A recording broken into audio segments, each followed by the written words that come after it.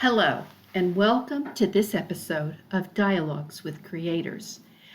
I am Barbara Tucker, and in this episode, I'm going to go solo, and instead of a dialogue, it will be a monologue about why I write about Appalachia, specifically Appalachian fiction.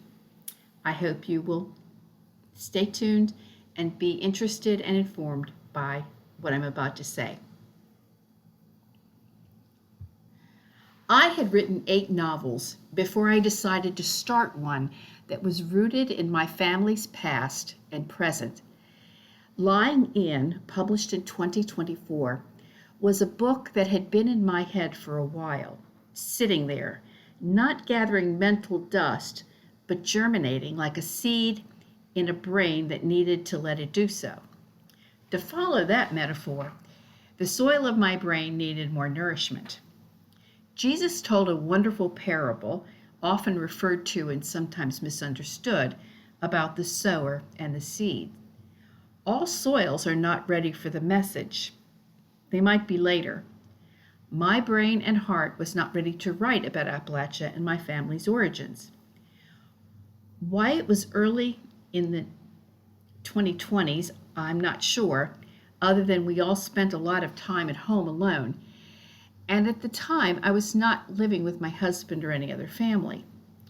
My mother died in 2014, and I had not been back to the setting of the book and where my family is from in many years, since 2013. But the story of a woman denied a home by life circumstances who finally found one was the core of the story.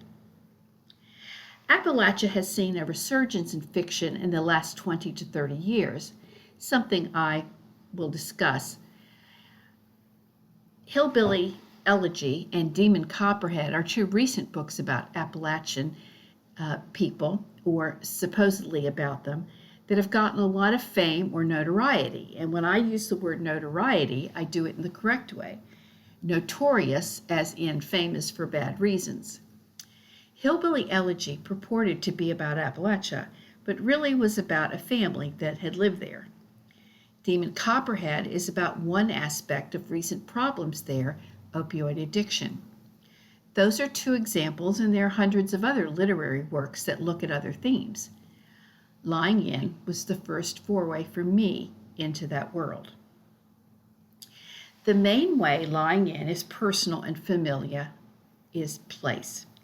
It is set in a very real place, Dickinson County, and the towns of McClure, Nora, Clintwood, the dirt roads and few paved ones, the isolated farms and homesteads in 1918.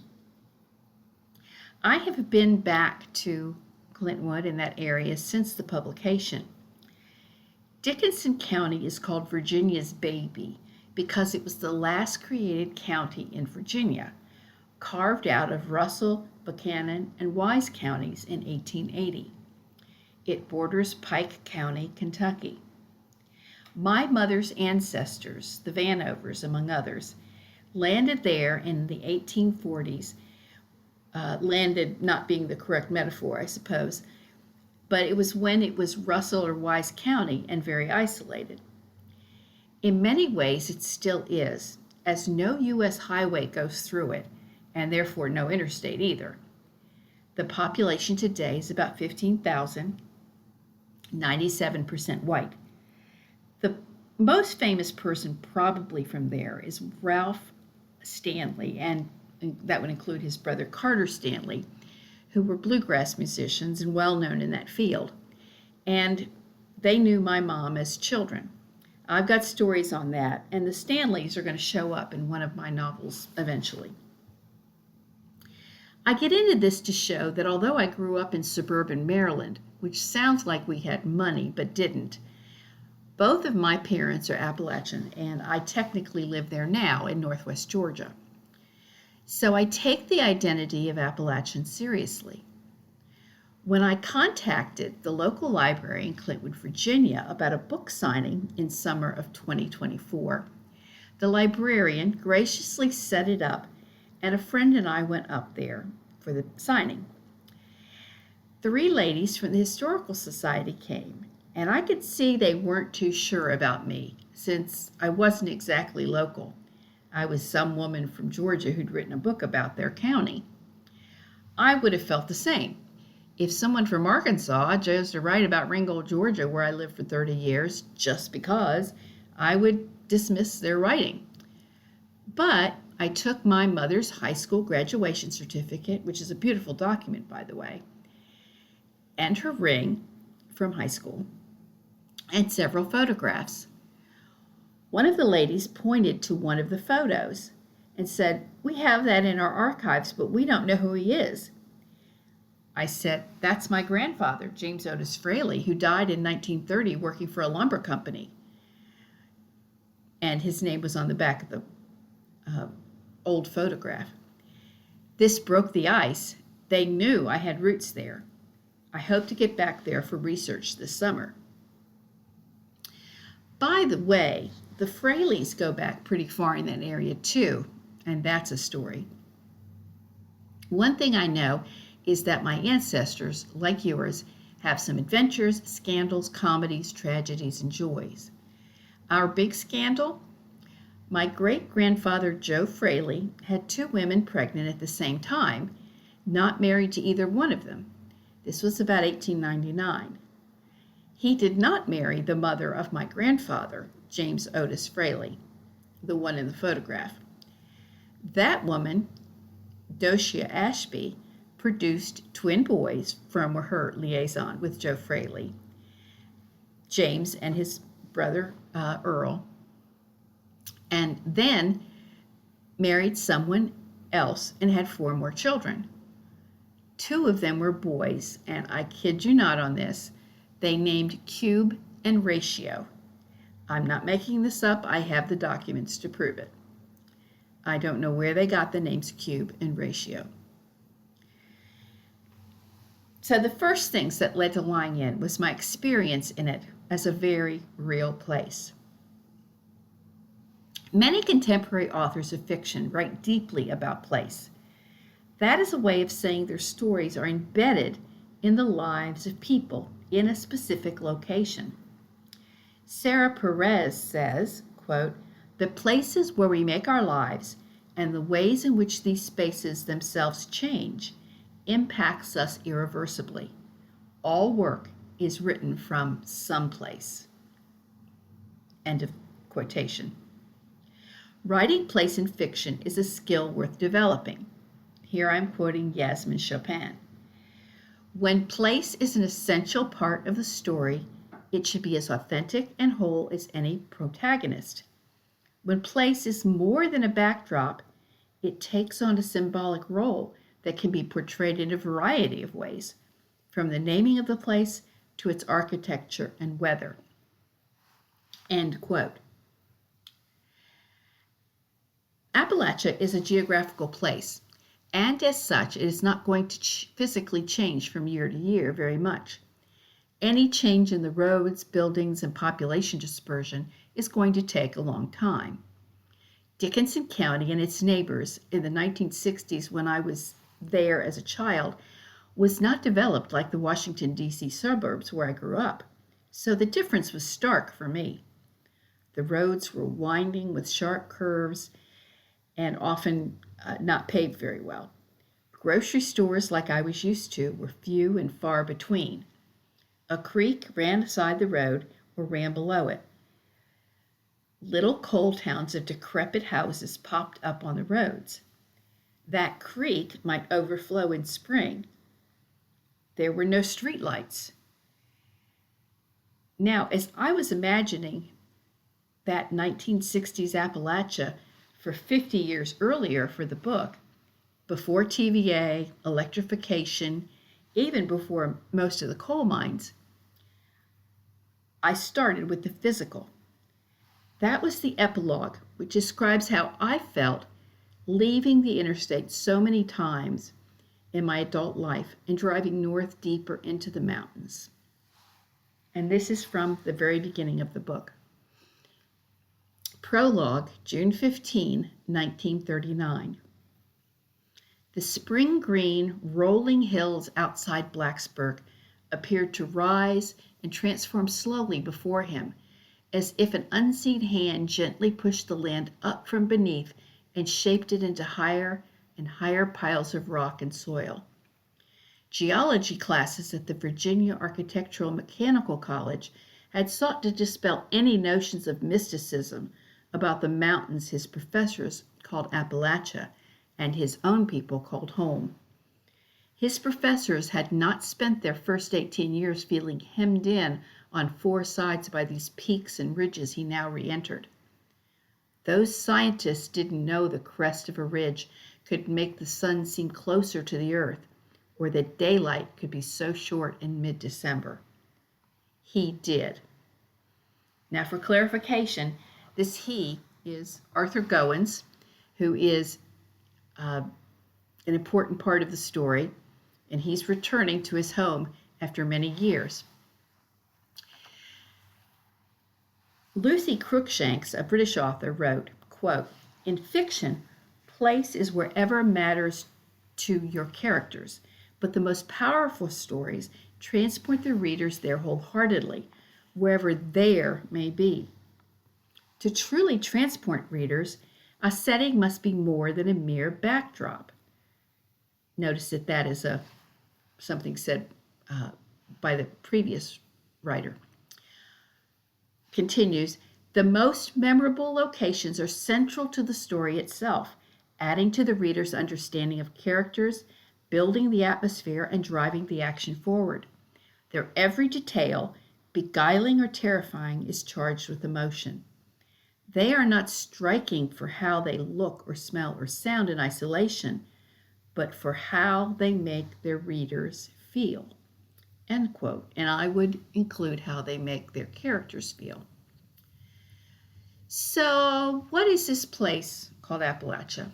It is a mountain range, considered the oldest in the country, far older than the Rockies, that to some account stretches from Canada down to North Georgia and even to parts of Mississippi's northeastern corner.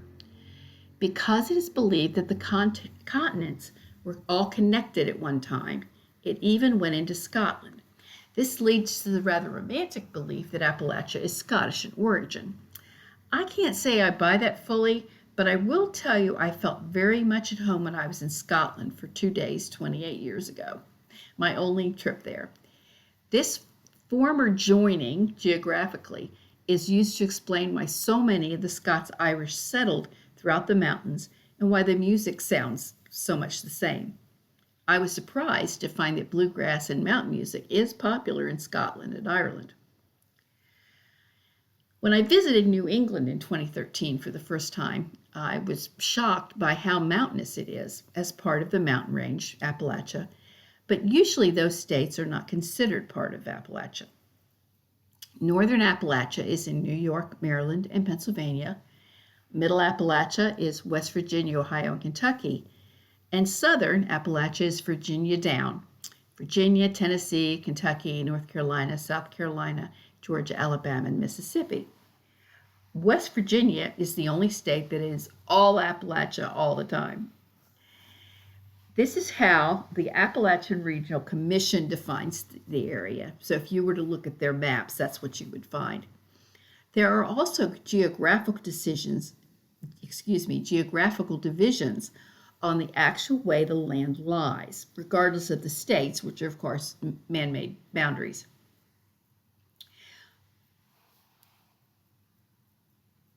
I think it's more interesting to see,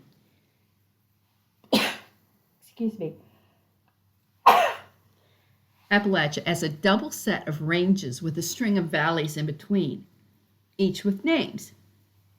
Coosa, which is somewhat south of where I live, Tennessee, which is where I consider home, Holston, closer to Knoxville, up to the Champlain Valley in New England and Canada.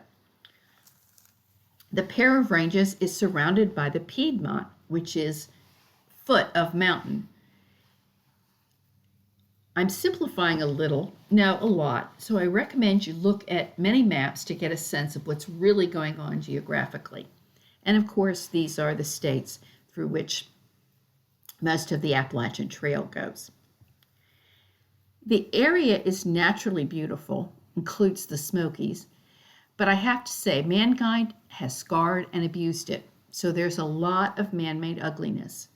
Mountaintop removal, areas not developed well, areas used as massive landfills for cities near and far, trailers and trash and rundown buildings, old coal towns, places I call cut-out mountains that look like big clay gouges in the side. All those obscure the beauty. It does not often have the majestic snow-capped beauty of the Rockies. I do have to say at this point that our view of mountains as beautiful is a 19th and 20th century thing. Visitors to mountains before the Romantic period saw them as barriers and sources of fear, not majestic, inspiring, and awe-filling. That famous painting of the man standing on a peak looking out over clouds, cloud-covered mountains. It's called Wanderer Above a Sea of Fog by Caspar David Friedrich, a German painter, has determined a lot of how we see mountains and is a product of the Romantic period. Early settlers to the region either stayed and many moved on. During the 1920s to the World War II period, there was a great deal of movement out, which was called the Appalachian diaspora. Appalachia has its own history, its own diversity, its own mysteries. A lot of writers focus on the ghosts and spirits and witches element. That's not really me. Lying in, Telly, the main character, considers herself a person who learned about science in her cut short career in nursing school, and she didn't take much to stories of haints and such. But she did know what other people said and wasn't unaffected by them. Appalachia, of course, is also a place of much religious faith and where a lot of the Great Awakening in 1800 took place. Not everyone there is a snake handler. That is a stereotype, and the number of churches that actually do that is very small, maybe 100 to 125, if that many. And almost all of them are in southern Appalachia, in small, very out-of-the-way churches. There are large cities in Appalachia, Asheville, Pittsburgh, Charleston, and Chattanooga being some of them. And of course, there are plenty of colleges and universities. So the stereotype of ignorance is unfortunate. Going back to what Lucy Cruikshank said about place, their every detail, beguiling or terrifying, is charged with emotion. They are not striking for how they look or feel or sound in isolation, but for how they make their readers feel. I had very real feelings about being in Appalachia. It felt both protective and imprisoning, something I allude to when Cotella, or Telly, gets to leave the mountains, something she wants desperately to do as a young woman, and when she has to return. They are both beautiful and rich and green and dark and foreboding. Morning really does come later, or evening comes earlier when there's a mountain ridge right behind or in front of your home. Flat land is prized and needed for growing. Wild animals are not for entertainment or to go in a zoo, but sometimes for food and sometimes they're your adversary. Hard work is the only way to have a full stomach. You don't see outsiders much, and you don't benefit from contact with faraway places. That metaphor or image of the mountains as both protective and imprisoning, I think, is strong in the novel, and I intended it to be. That is my personal feeling about the mountains where my people are from. What I did not want to do is portray the Appalachian people as other, as less than, as sub anything, which they often are. I recently attended the Association of Writers and Writers Program Conference in Baltimore, Maryland. I will probably never go again, and it was a stressful trip, but it was also, as I process it, worth it all. Stressful because of traveling and driving in a big city and things like that. For one reason, I visited family, as my brother and sister-in-law live near there. By the way, if you go into the archives of this podcast, you'll find one on Montpelier Mansion, which is an interview with my brother, who is a guide and former caretaker of an early American mansion in Prince George's County, Maryland, built in the 1780s with the beginning of the country. It was fun to do that one. It's the only family member who's been on it. I was not able to get to a lot of the sessions because I was staffing a booth at the conference, but I did get to one about Appalachian stereotypes. One of the writers on the panel is a South Asian, Hindu, lesbian writer who grew up in West Virginia. Yes, I know that sounds unusual. Another was a Black writer who grew up in an all-Black town in West Virginia and didn't know the rest of the state was almost completely white until he was in middle school. What they emphasized is writing about the particulars and writing about the whole person, not just the one thing that fits the stereotype. It was an interesting discussion because one questioner in the group, and it was a well-attended group, said that she lived in a town in Appalachia that has a Trump store. And if y'all don't know what that is, there's one in Knoxville. It's a big box store that sells all Trump all the time. And the man who owns it is called Whitey.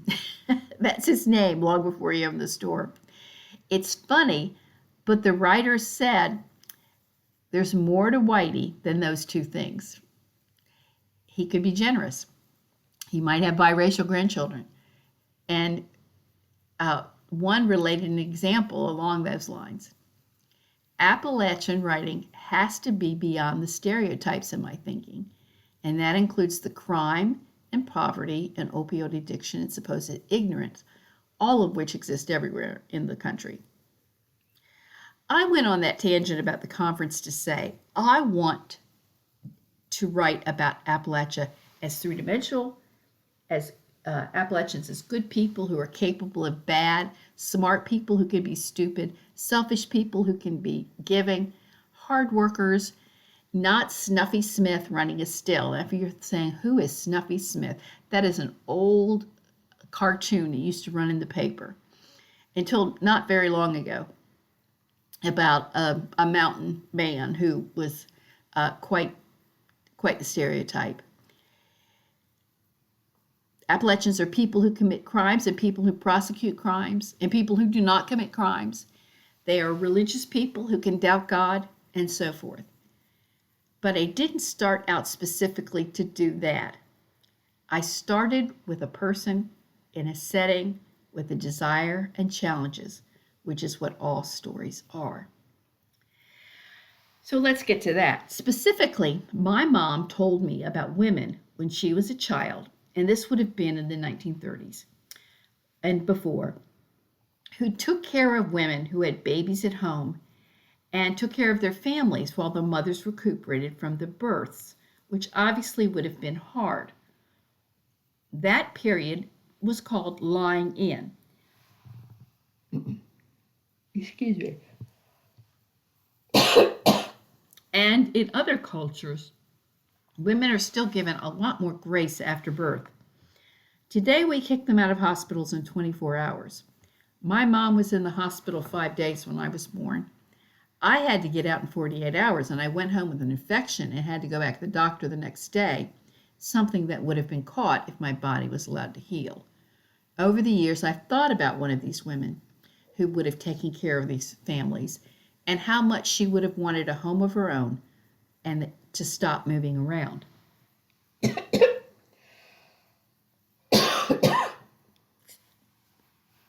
Then another story from my mom and grandmother, who was a force of nature herself and lived to at least 98, dying in 2005. was what it was like during the flu pandemic of 1918. That was called the Spanish flu for decades, but that name was a misnomer, and we really shouldn't use it anymore. Only the newspapers in Spain were uncensored at that time and reported on the flu because they were not involved in World War One. They had remained neutral in Spain. Apparently, the rest of the world was acting like it didn't exist as far as the newspapers were concerned. Probably a reason very few people knew much about it until the publication of John Barry's book in 2004. Spain was not the origin at all of the flu virus that was involved in this. From what my grandmother said, people isolated themselves during that pandemic out of fear and lack of knowledge of what was going on. The flu got to Appalachia and elsewhere from the army camps in the Midwest, mostly Kansas, as the soldiers, already sick or infected, were traveling on trains to the coast to be shipped out to Europe. This is how the flu gets to the Goins family in the novel, when their father wants to meet some soldiers in Abington, one of the stops. And let me just say that if you know anything about that flu, it was far worse than what people can imagine of a flu pandemic. As I wrote in the author's notes of the book, quote, many websites contributed to my knowledge of what came to be known as the Spanish flu pandemic, especially in southwestern Virginia and other parts of Appalachia. Again, my grandmother's memories not only added to the picture of life then, but were also a key part of what the pandemic was like.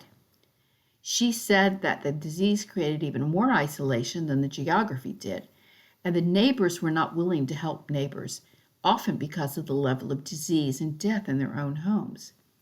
She herself had 6 siblings, one a sister named Cotella, whom I've chosen to honor here, and they all survived.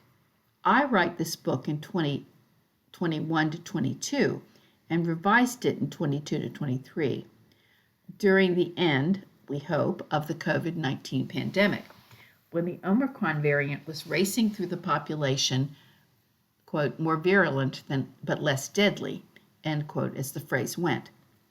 Comparisons between the relatively shorter but more deadly 1918 pandemic are inevitable.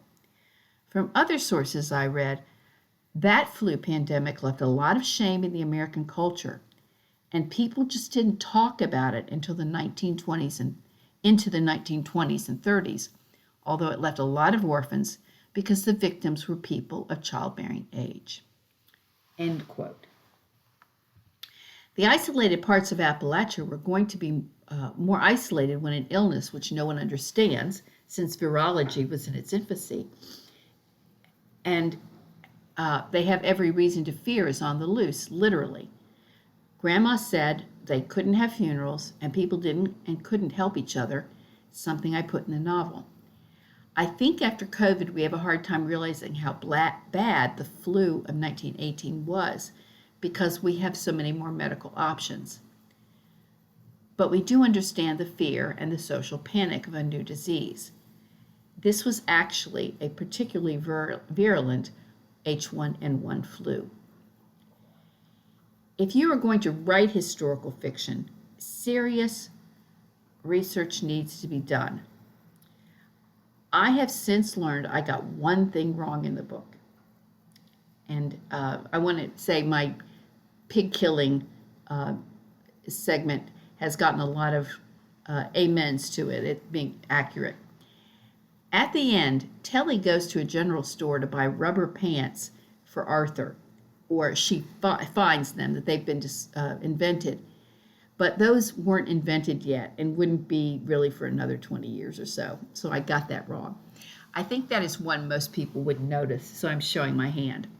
But I had to be sure everything about World War I and coal and the pandemic were right. Finally, I think this is one reason why Telly's story affects people the way it does. I know a woman with neurofibromatosis, the condition Telly has. It is not named in the book because it went by another name back then, and little, of course, was known of it. As a child, I saw a woman with a goiter in the mountains, and I think something about that stuck with me. I wanted to honor my friend with NF, and it had added a dimension to Telly. She is outcast socially. People use her. They love her in a way, but she's hard to accept fully because of her disfigurement no one would understand, and some might see as a curse rather than a neurological, not dermatological condition. So back to the original idea for this podcast, why I write Appalachian fiction. And my next book will be another one, after which I will write my family story, specifically the story of my great-grandmother, grandmother, and mother, and other women. So why? Because the stories are rich and deep, like the stories of anywhere, any culture. I think they are enriched by the sense that they could leave and see another world, and many did. My parents did. The great diaspora in the 20th century from Appalachia was a real thing. As my brother calls it, the kids learned reading, writing, and rode to Richmond. Or for those on the west side, reading, writing, and Route 23 up to Michigan and industrialized northern cities. My uncle did that trek, whereas two other uncles, brothers of my mother, took the military route and were career military. Some left and came back. Some stayed. Their stories are enriched by the history and geography of place. The South did not predominate in Appalachia during the Civil War, although in my family apparently it did. Appalachia is perhaps not as diverse as other sections of the country, but that makes the stories of the non-white, non-Anglo, non-Protestant inhabitants even richer. One of my great-uncles married a French Catholic woman after the war and brought her home to the mountains. What was her life like? I wish I knew. Many Poles and other Eastern Europeans came to dig coal. And the life of the mines and those struggles, that is what I am researching now. Southwestern Virginia in the 1920s and 30s, when the coal companies took over and defined life for so many who had been hardscrabble farmers or lumbermen before. Research is the fun part of writing. Piecing together the historical facts and the stories I've heard or imagined or read about will be the hardest part. I used the metaphor of a quilt in the author's notes, and my grandmother made quilts. I have one of them. They are not beautiful. They're ugly, actually, because she made them out of old polyester and cotton dresses she had. They were heavy, though, and she used a blanket as the batting. But I have one of them, and it's a prize for me. I write like a quilt and like she did, but I hope I bring the pieces together in a more orderly and artistic form. I'd like to read another section of the book, what I call the inciting incident, when Telly realizes what she's in for and the challenges before her. This is actually chapter 3.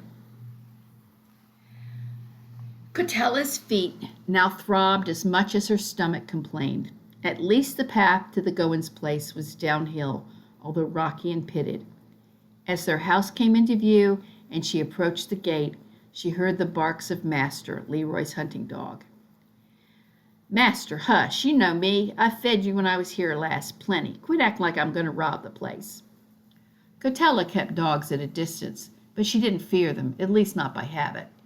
Master stopped, gave a low growl, and seemed to dig through his doggy brain to remember this woman's smell and voice. For good measure, she picked up a stick and threw it far into the yard, distracting him. She pushed at the loose, latchless gate in the ramshackle fence and entered the Goins' yard. Yep, all the order she had put the place to a year ago was gone. It was shameful how sloppy a housekeeper Minnie turned out to be. Cotella reminded herself Minnie had been nursing one baby and growing another most of that time. She stepped onto the small, disordered porch, strewn with dirty laundry and smelling of baby wet. She took a deep breath, knocked on the door, and entered without permission. "Anybody home?"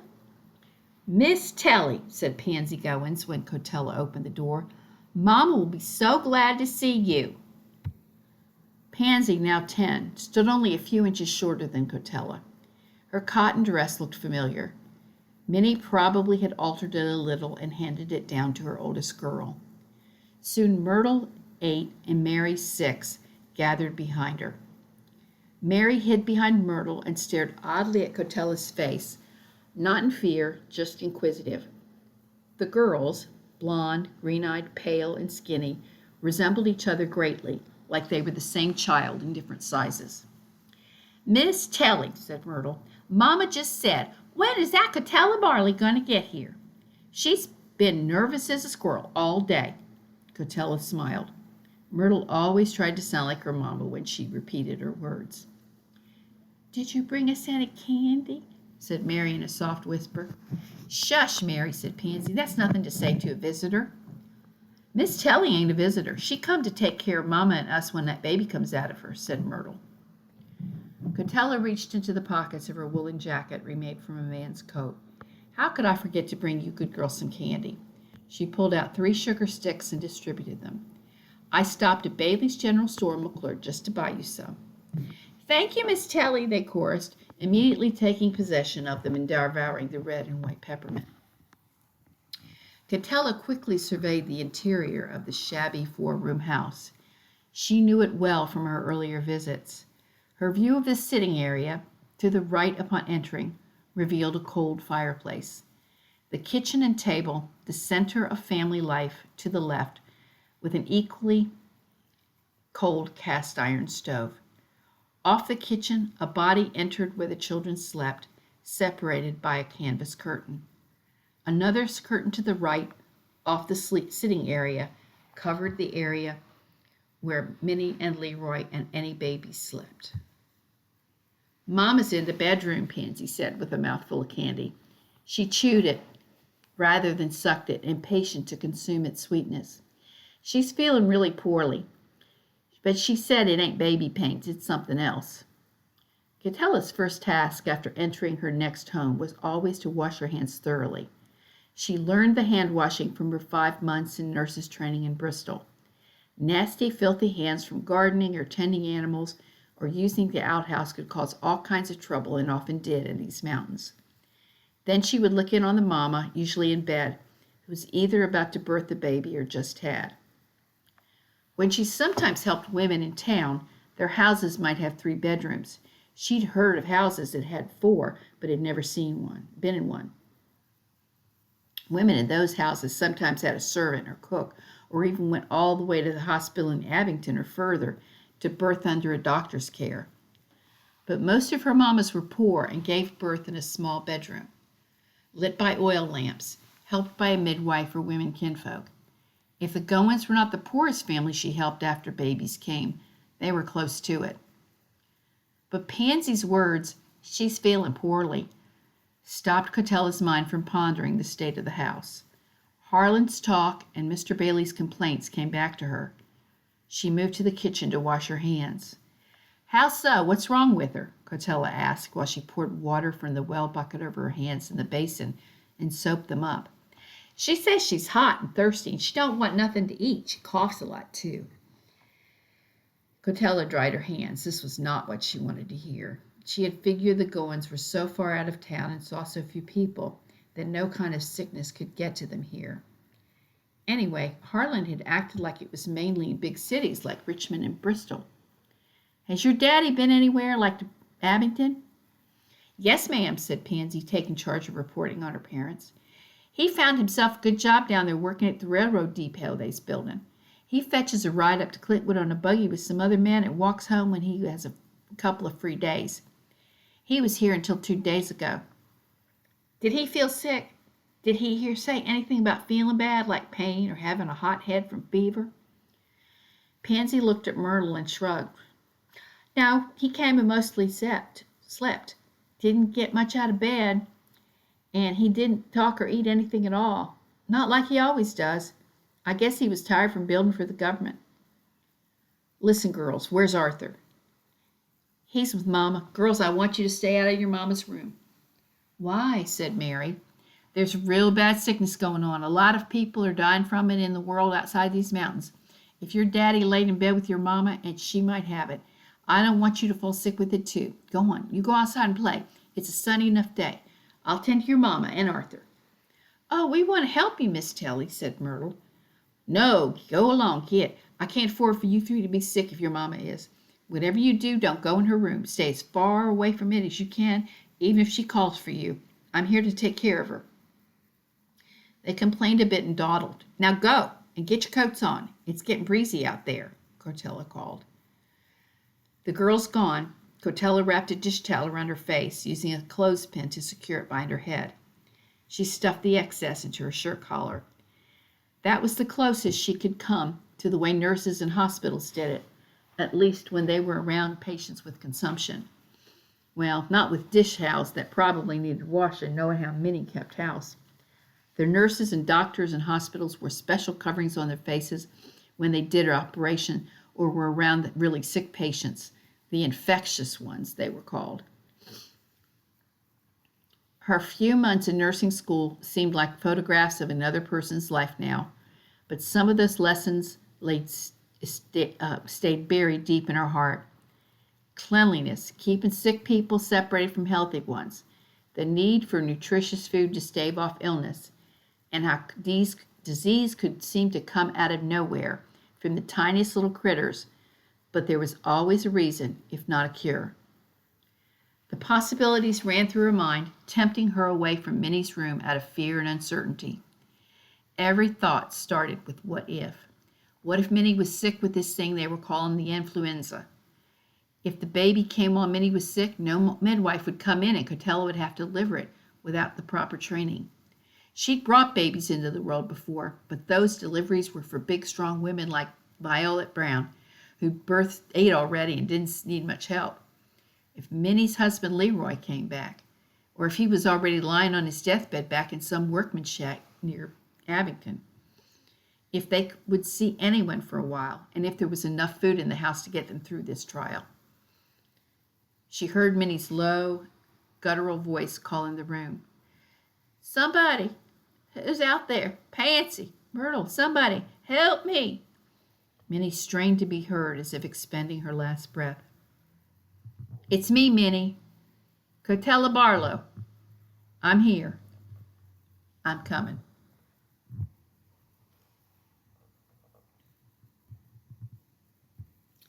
Telly lives through this challenge because she has to.